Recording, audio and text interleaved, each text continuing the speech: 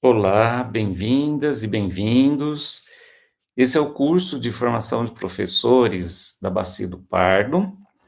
Parabenizo a todas e a todos pelo ingresso no curso e agradeço também pelo seu interesse em aprofundar os conhecimentos sobre a conservação e a gestão sustentável das águas subterrâneas. Eu agradeço também à equipe executora do projeto pelo convite e pela oportunidade de ministrar essa aula com temas que aprecio bastante. É uma honra e uma enorme satisfação estar com vocês, participando desse curso. Muito obrigado. E vou me apresentar, eu sou o professor Frederico Yuri Anai, eu trabalho na Universidade Federal de São Carlos, no campus de São Carlos. Atuo no Departamento de Ciências Ambientais, o DECAM, aqui no campus de São Carlos, da cidade de São Carlos.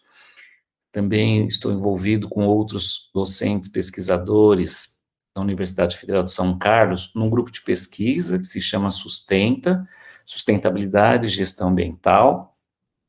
E eu atuo no curso de bacharelado, um curso de graduação em bacharelado em Gestão e Análise Ambiental da UFSCar, e também no programa de pós-graduação em Ciências Ambientais, que tem cursos de mestrado e doutorado na área de Ciências Ambientais.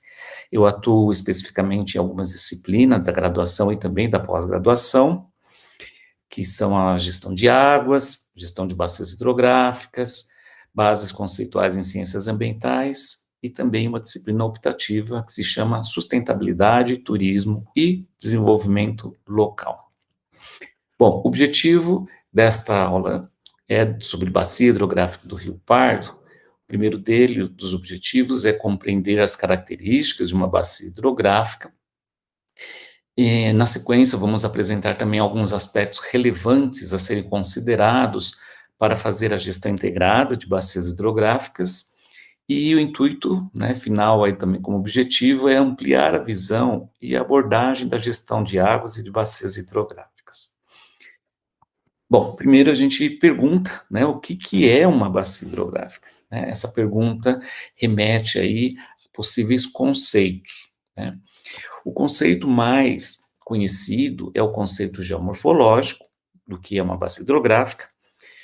e ele diz que é uma área territorial compreendida e delimitada por divisores de água, Os divisores de água são elementos da topografia que mostram aí as altitudes mais elevadas de um terreno, e essa área territorial compreendida e limitada pelos divisores de água é por onde as águas pluviais, as águas, quando chove, escoam, infiltram, percolam e fluem tanto pela superfície, assim como também as que se infiltram vão também escoar subterraneamente para os vales dos corpos d'água. E esses corpos d'água confluem para um rio principal, terminando em seu exutório, que exatamente é a foz do rio. Então, essa definição é um conceito um pouco mais, é um conceito da geomorfologia, porém a gente tem que ampliar um pouco mais esse conceito para fazer uma boa gestão de bacias hidrográficas. E isso remete a olhar o que é o ciclo da água, O ciclo da água, quando a gente vê através dessa figura, bastante conhecida, desde quando a gente começa a estudar, a gente vê que é uma representação dos movimentos e dos compartimentos pelos quais a água passa, no seu processo natural aí de ciclo, do ciclo. Claro, movimentado aí por uma série de fatores, de energias, e das condições ambientais, do clima, etc. Porém, esse é um modelo muito simplificado para a gente fazer um estudo, e para a gente olhar e para a gente compreender o que acontece numa bacia hidrográfica pensando na água. Por isso que a gente tem aí algumas questões, por exemplo, e os movimentos que são de origem social, em que os seres humanos causam justamente nessa fluidez desses ciclos na qual envolve a água. Ou seja, a gente está perguntando aí, cadê a dinâmica social da água neste ciclo hidrológico que a gente está vendo representado por essa figura? Por isso, que a gente tem que ampliar um pouco mais a visão ao olhar a bacia hidrográfica por seu ciclo hidrológico dessa forma simplificada. Por exemplo, vocês estão vendo aí nesse ciclo, né, que parece que existem coisas acontecendo, mas elas são muito estáticas e ainda não aparece o elemento humano nessa bacia hidrográfica que participa, de certa forma, numa transformação, né, numa interferência desse ciclo da água. Por isso, né, que a gente tem que pensar em outras formas de olhar, visualizar, né, ver e também abordar a questão dos ciclos da água. Essa também é uma outra figura, é uma representação gráfica que mostra aí as águas subterrâneas, né, os aquíferos, no caso aí o aquífero freático, tá, do lençol freático. E aí, nessa visão, né, que a gente está vendo nessa figura, a gente percebe que parece que é um rio, né, um rio subterrâneo, né, ocupa um espaço aí vazio embaixo aí do solo, né, na parte subterrânea do solo, e que também, né, uma percepção equivocada que a água é inextinguível, ou seja, ela continua tendo aí, né, a sua constante forma de apresentação no rio subterrâneo, tá? E é isso que a gente vai tentar mudar um pouquinho, essas visões, a partir de algumas abordagens que a gente está sugerindo que sejam importantes para fazer a gestão de bacias hidrográficas e olhar também aí, né, a importância da conservação das águas subterrâneas.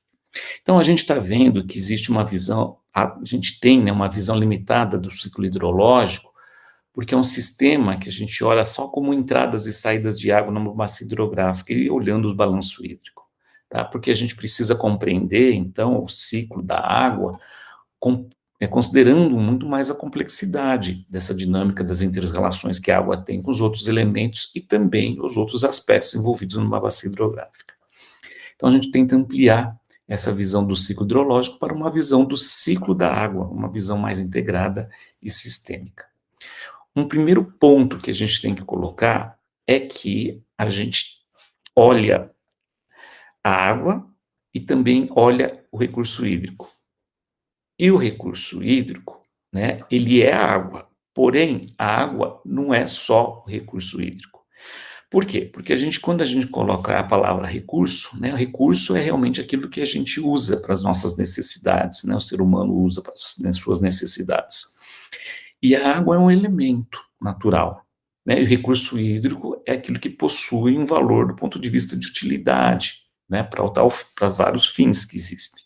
Tá? Isso foi colocado já desde 2001 nesse livro, Águas Doces no Brasil, e é que isso faz uma distinção bastante grande quando a gente vai fazer gestão de bacias hidrográficas. E olhar a bacia hidrográfica, a gente tem que olhar a água, e não só o recurso hídrico, que também é água, só aquela água que vai ser utilizada para as nossas necessidades. Então, a gente tem que ampliar mesmo essa visão, tá?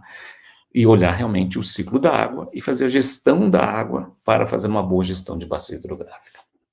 Então, essa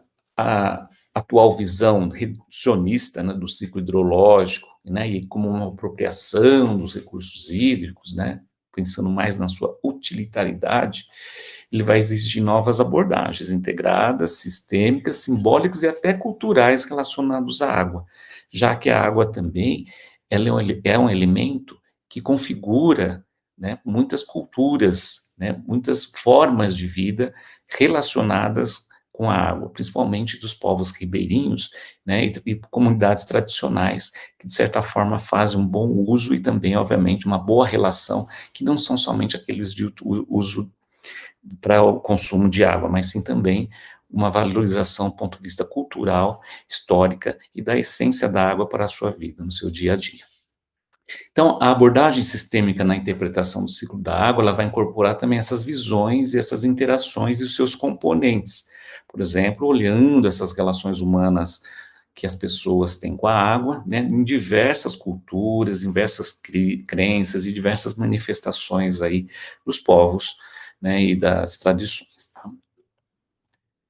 Bom, existem também outras abordagens que estão sendo empregadas e estudadas para fazer a gestão da água, né? Nós temos aí, né, bastante agora difundido o conceito do ciclo hidrossocial, Temos também o WSUD, que é o Design Urbano Sensível à Água. Tem também outras abordagens como territórios hidrossociais, paisagens hídricas, né, ou a ecohidrologia ou hidroecologia. Por exemplo, a abordagem hidrossocial, ela coloca também que não só a água olhando no processo físico, mas também olhando a água no movimento social combinado. Ou seja, é um fluxo híbrido entre a água e a sociedade, para tentar olhar e entender as formas de organização de poder que também estão associados aí à gestão da água.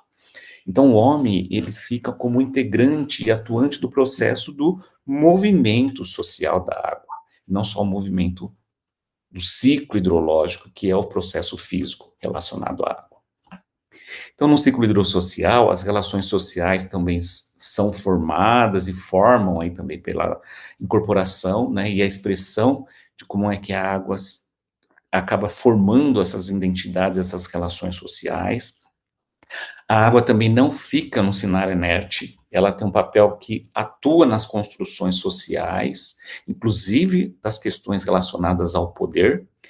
e a gestão da água não se refere, então, obviamente, só a um meio técnico de fornecer, né, de prover a infraestrutura e tecnologias para captação, distribuição, né, e abastecimento de água. Mas também essa gestão da água pelo ciclo hidrossocial, ela também vai envolver os valores humanos, as organizações e também comportamentos sociais.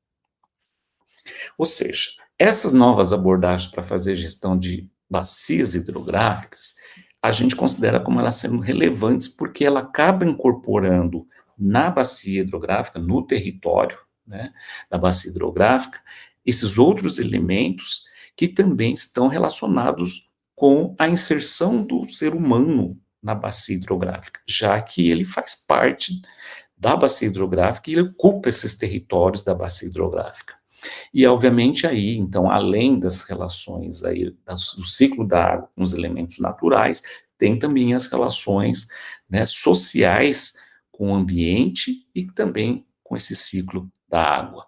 E aí envolve uma série de interferências e até algumas ameaças do ponto de vista aí de gestão da água e gestão da bacia hidrográfica, principalmente pelas várias interferências, né, e impactos que acabam sendo ocasionados pelas várias atividades humanas que acontecem aí na bacia hidrográfica,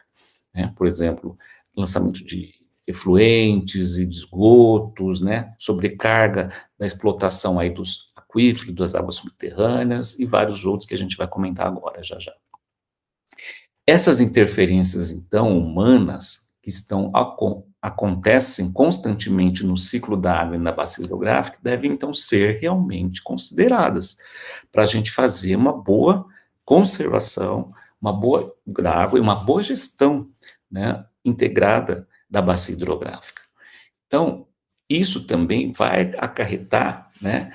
olhar também o ciclo da água nos seus diversos compartimentos. Por exemplo, olhando os compartimentos aí subterrâneos, né, ou seja, os aquíferos que existem em águas subterrâneas, seja eles freáticos ou também o artesianos, né, confinados. Vocês estão vendo aí nessa figura que existem várias influências, interferências também no compartimento subterrâneo, ou seja, nas águas subterrâneas, nos aquíferos, né, que envolve aí tanto lançamentos, vazamentos, né, drenagem, e também a próprio rio, né, com contaminantes, né, e resíduos, os aterros, ou seja, tudo que acontece, né, do ponto de vista na bacia hidrográfica, pelas atividades humanas, acabam interferindo também nas águas subterrâneas.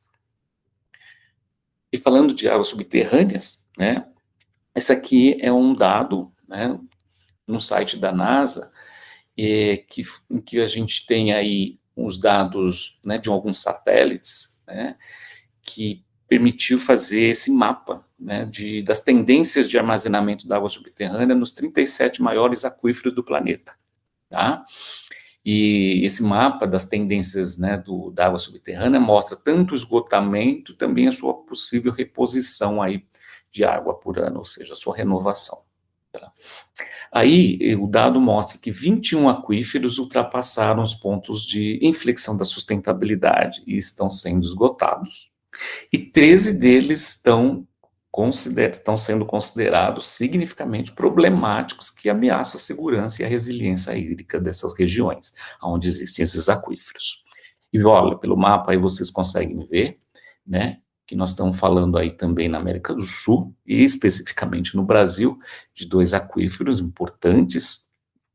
aqui para o nosso país, né, e um deles é o aquífero Guarani, que vocês estão vendo na cor amarelinha lá, ou seja, né, é uma situação ainda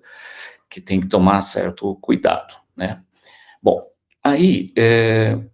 e esse aquífero, né, que a gente está falando aqui, o aquífero Guarani, né, ele tem sido aí comunicado, né, e divulgado como um dos maiores aquíferos de água doce subterrânea do mundo. E realmente, né, pelos estudos, né, pelas vários estudos e trabalhos aí já estabelecidos, né, e já comprovados, ele realmente tem uma sua importância do ponto de vista de quantidade, mas hoje, infelizmente, ele tem sofrido, né, uma série de interferências do ponto de vista tanto de depreciação, né, do ponto de vista de qualidade, e também, obviamente, aí acaba ocasionando também a sua diminuição na própria quantidade disponível. Bom, existem outras interferências na água e também impactos em bacias hidrográficas, que acontecem em várias outras bacias e também ocorre também na bacia do Rio Pardo, que a gente pode, de certa forma, indicar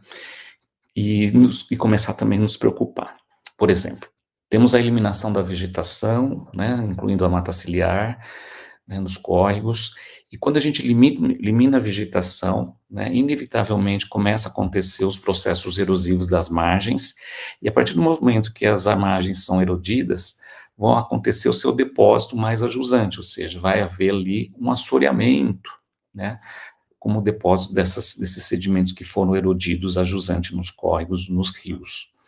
Além disso, acontece a urbanização, e muitas das vezes essa urbanização, né, ela ocupa umas áreas que não poderiam ter sido ocupadas, né, não deveriam, porque às vezes elas ocupam o leito, né, da calha natural de inundação dos rios, né,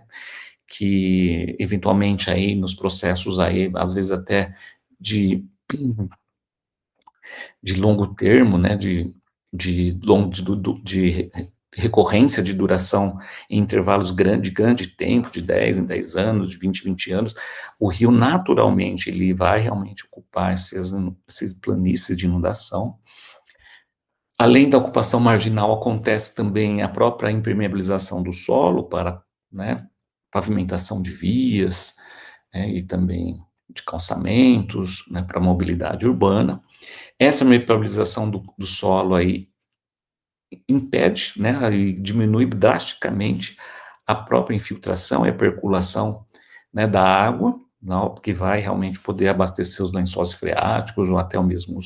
os outros aquíferos, e isso obviamente sobrecarrega o escoamento superficial, né, que acaba chegando inclusive nos próprios córregos,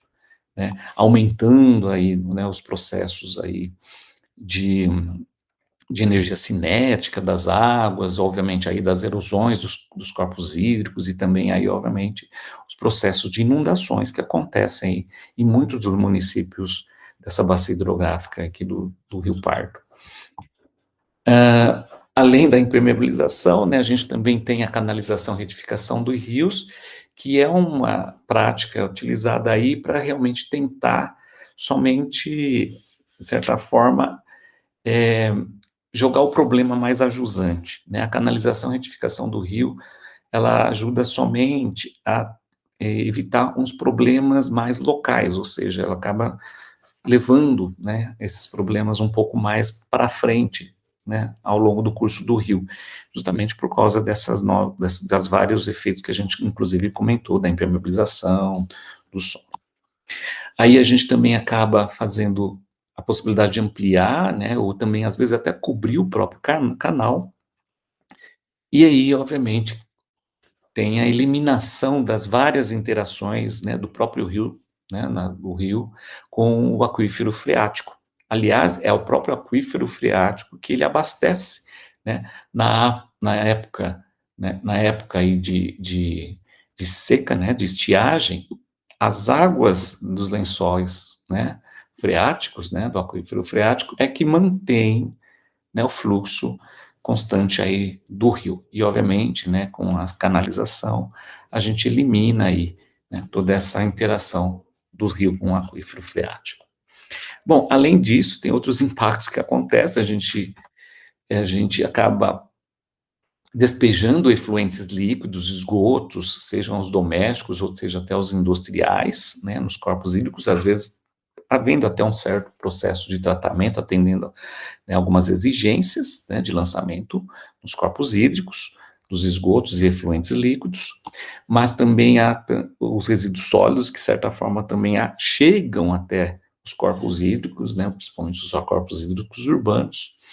As águas pluviais, conforme comentei, né, pela drenagem urbana, né, dessa forma que a gente tem, que é uma drenagem que não elimina, né, ou seja, não elimina também as questões aí de contaminantes que existem nas águas pluviais das primeiras águas de chuva, quando chove, né, a gente acaba, então, levando carreando, né, as águas, dissolvendo esses contaminantes e levando, inclusive, para os corpos hídricos, e também é o problema aí da drenagem urbana que a gente tem, conforme foi comentado anteriormente, é do grande volume de água, aí, ou seja, aumentando muito as vazões, quando chegam aí nos corpos hídricos urbanos. E, obviamente, a gente acaba eliminando todos os ecossistemas naturais que existem no rio, né? E isso aí, obviamente, impacta muito em todas as questões, inclusive na autodepuração aí, né, da água ao longo do corpo hídrico. Existem outras interferências também que acontecem nas bacias hidrográficas, que a gente pode listar algumas delas aqui, que são a retirada excessiva da água, né, além, né, da vazão ecológica, né, permitida, o uso, né, que é uma grande quantidade, né, chegando aí em média de 70% dos usos da água, realmente vai para a irrigação, né, para irrigação e para a produção de produtos agrícolas. E também usam fertilizantes e agrotóxicos, que obviamente acaba ocasionando uma contaminação distribuída, né, pela também quando acontecem as chuvas, e chegando também aos corpos hídricos, e também, obviamente, aí as águas subterrâneas da bacia hidrográfica. Temos aí a contaminação, conforme eu comentei, dos próprios aquíferos. Existem também os contaminantes emergentes, né, os medicamentos que são utilizados em grande quantidade aí, né, pela população, né, que infelizmente ainda não são totalmente eliminados pelos processos de tratamento de esgotos e também, obviamente, no futuro, numa outra parte aí quando se capta a água de um córrego pela estação de tratamento de água. Aos processos também de aquicultura, carcinocultura, produção de camarões, né, de água doce, principalmente, e aquicultura, produção de peixes. A mineração, né, os rejeitos de mineração, a transposição de rios também, né, que impacta muito as bacias hidrográficas, os represamentos, as hidrelétricas e as hidrovias, né. Essas são algumas outras interferências em bacias hidrográficas, e a partir dessa, né, dessa listagem aí do que realmente acontece, a gente vê que tudo isso sobrecarrega, né, obviamente, os cursos d'água e os rios, e que, de certa forma, aí, diminui muito a sua qualidade, né, e também, obviamente, diminui a possibilidade de uso, né, desses volumes de águas aí que estão degradados para consumo ou para outra qualquer atividade do uso da água. O rio possui vida, né, um rio aí que a gente diz com condições naturais, ele tem nele uma série de atividades, né, de ciclos e de uma estabilidade dinâmica, do ponto de vista aí de renovação da sua qualidade e da sua produção também em quantidade. E o rio, né, conforme a Raíssa Cavalcante, né, no livro que ela publicou, que se chama Mitos da Água, né, ela diz o seguinte, que os rios podem ser imaginados poeticamente, como o sangue da terra, como a seiva que, percorrendo o seu corpo, mantém a sua vitalidade, impedindo que a terra se resseque e não frutifique. Mais do que o mar, os rios estão diretamente ligados à ideia de fertilidade do solo, porque são eles que umidificam diretamente a terra. São as correntes cósmicas que mantêm a vitalidade da terra, assim como também são as correntes psíquicas internas, que é a vitalidade da consciência. Ou seja, essa relação, né, que está sendo colocada aqui do rio que nutre, né, que alimenta, que fertiliza, né, que umidifica a terra, é a ideia do que realmente a importância do rio para a bacia hidrográfica. E esse finalzinho aqui, né, que ela coloca que são correntes cósmicas que mantêm a vitalidade da terra, olhando também as correntes psíquicas internas das nossas consciências aí, mantendo a vitalidade da consciência, é um alerta mesmo para a nossa sensibilização, para valorizar realmente, né, os rios, os corpos d'água, né, e o ciclo de água que acontece não somente, né, nas águas superficiais, mas também nas águas subterrâneas, pensando aí nessa vitalidade, né, da bacia hidrográfica, na importância dos rios e da água, nesse ciclo da água, pensando na conservação e na gestão de bacias hidrográficas.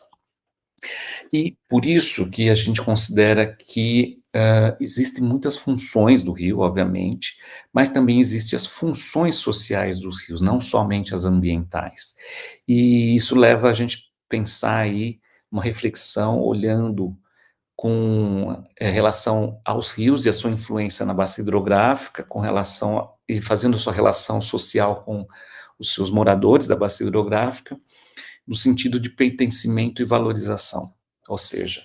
os corpos d'água, né, principalmente os urbanos, eles podem ser espaços amigáveis para permitir essa convivência social e ambiental dos seus moradores na bacia hidrográfica de onde ele está. E para isso, né, poder propiciar essas interações humanas com as águas e com ecossistemas hídricos, a gente tem que tentar viabilizar, né, obviamente, a sua conservação, né, dos rios, uma valorização, né, e esse sentimento de pertencimento das pessoas na bacia hidrográfica, no lugar onde mora. E por isso que é importante tentar viabilizar essa contemplação, esse lazer e até a possibilidade de monitoramento quando a gente valoriza a função social do rio. Porque as pessoas, ao verem as águas, né, ao estar em contato, né, com as águas e olhando essa qualidade das águas aí, ela consegue verificar o que está sendo feito, né, de certa forma aí como atividades na bacia hidrográfica, já que tudo que acontece na bacia hidrográfica acaba interferindo mesmo aí na qualidade das águas dos rios e dos córregos, né, dos corpos hídricos. Ou seja, a qualidade das águas é um reflexo das atividades na bacia hidrográfica. Aqui tem algumas questões para reflexão, justamente pensando nisso, né? São algumas questões para reflexão. A primeira pergunta é: vocês sabem você sabe qual é o nome do córrego do rio mais próximo de sua residência? Você sabe em qual bacia hidrográfica você reside, você mora? Acredito que muitas pessoas nem conseguem responder essas duas perguntas, né, por causa desse distanciamento que a gente tem mesmo com as questões, né, da nossa bacia hidrográfica e dos rios que estão próximos a gente, nas nossas cidades, né, nos bairros onde a gente mora. Realmente a gente tem esse distanciamento. Por isso que a gente acredita na importância dessa aproximação das pessoas com os rios e com a água, né, com essa valorização do rio, essas relações com a água, e obviamente isso vai refletir também no cuidado com a bacia hidrográfica, né. São ações que a gente pode aí implementar pensando numa sensibilização ambiental, né, numa percepção ambiental, e aí até como os instrumentos para uma educação ambiental na bacia hidrográfica. Esse é um conceito, inclusive leva, né,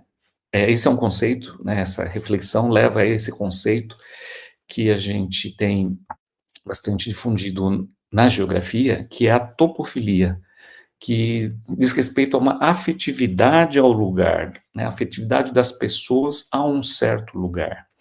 E quem trabalhou bastante, estudou bastante isso foi o geógrafo chinês-americano Yu-Fu Tuan, né? O Tuan publicou inclusive esse livro que chama Topofilia, e ele estudou essa relação emocional entre as pessoas e os lugares onde vivem. Então, topofilia é esse elo afetivo entre a pessoa e o lugar, o ambiente físico. Ele é difuso como conceito, vivido e concreto como experiência pessoal, e relaciona-se à atribuição de um valor cultural a um elemento da paisagem,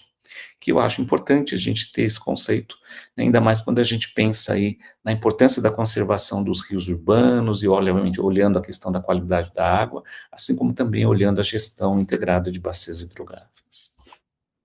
Então, uma bacia hidrográfica, se for pensar, elas têm sofrido enormes transformações, né, ao longo do tempo, né,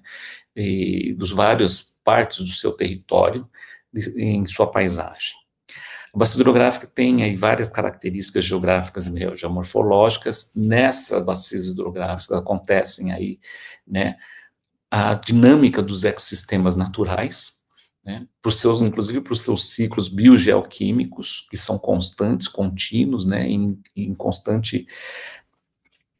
processo, né, e envolvem diversos aspectos, os ambientais, os socioculturais e econômicos, mas a gente tem que olhar que há esse uso e ocupação humana pelas várias atividades que o homem emprega, né, nesse território da bacia hidrográfica. E a gente tem que incorporar essa visão de que a bacia hidrográfica está com as atividades, pelo uso e ocupação humana, mudando e transformando essa paisagem, mudando inclusive esse ciclo da água, nessas interferências que a gente rapidamente aí listou, e essas transformações, elas são dinâmicas, constantes e dinâmicas, né? Ou seja, por meio dessas transformações é que a gente tem que também olhar a bacia hidrográfica para realmente conseguir fazer uma boa gestão integrada da bacia hidrográfica. Existe uma lei, né, a nossa Política Nacional de Recursos Hídricos, a Lei 9433 de 1997, uma lei bastante respeitada do ponto de vista aí de uma concepção, né, bastante elogiada, tanto internamente como também no exterior, e um dos fundamentos da Política Nacional de Recursos Hídricos é esse aqui que está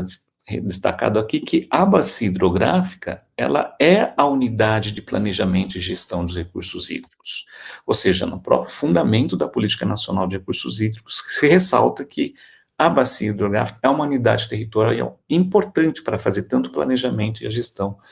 dos recursos hídricos. Também estão destacados aqui, né, que há necessidade, como objetivo da política, de fazer a utilização racional e integrada dos recursos hídricos, e como diretrizes, temos que fazer a integração com a gestão ambiental e fazer a articulação com o planejamento regional e com a gestão e uso do solo. Nesta lei, né, nessa política nacional que tem sido implementada desde 1997, existem vários instrumentos, esses são 5 instrumentos da Política Nacional de Recursos Hídricos,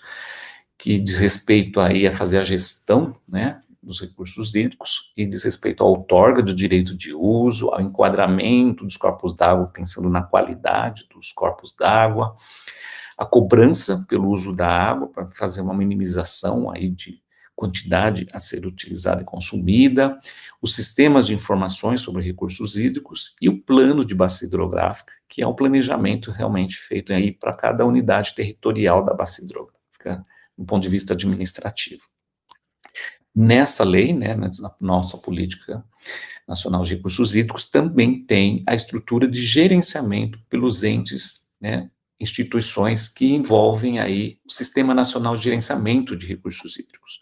E a gente tem vários conselhos, né, em esferas, né, no nível nacional e estadual, e também no nível de bacia. E nós estamos aqui